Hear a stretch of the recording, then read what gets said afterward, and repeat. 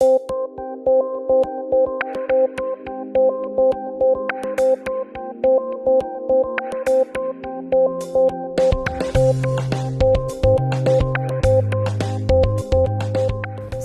different information sources are used in different ways in different disciplines. So as an example, in medicine, if you were looking for information about the latest cutting edge developments, then you would probably go to a journal article. That would be a good place to start. But then if you were studying in the liberal arts, you might be more likely to go to a film or even a book to get the same sort of information. Now, if you compare that to, say, a law student who needs to identify, like a primary key source within law, then they would be best off going to a piece of legislation or a law report. But then if you compare that to someone in public health, maybe they need to look at trends in population health, so they might be more inclined to go to Australian Bureau of Statistics and download a data set from there to get that sort of information.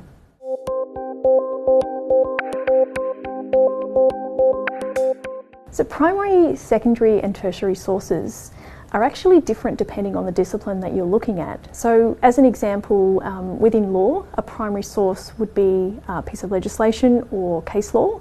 That would be considered the law in the sense that it is the most authoritative source that you would use. But if you're looking in another discipline, and I'm thinking of something like history, a primary source might be a source that's the closest to the event that actually happened, whereas a secondary source might be something that describes that event. So there is a link between primary and secondary in different disciplines, but the type of document that they would use might be quite different. And then if we go a step out and look at tertiary sources, they may be things that actually organise the primary or secondary sources in some way.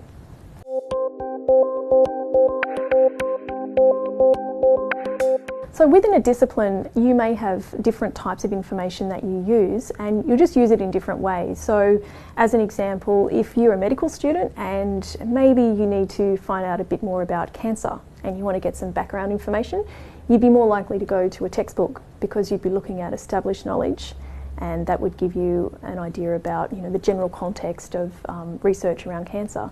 But then if you were going to write an essay, for example, where you needed to look at different opinions on a topic, maybe different types of treatment for cancer, then you might want to look at a journal article, because that's where experts in the field will be debating these things back and forth with different journal articles.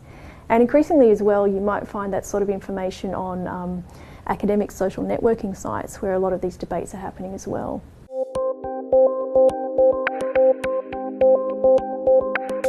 Knowing whether a source is appropriate to use, for whatever your purpose is, one good starting point, I guess, is the lecturer that is providing the information to you. So often they'll give you a reading list, or they might give you some key references to look at if you're doing an assignment, and that can often be a good guiding starting point for you. They might even suggest a textbook.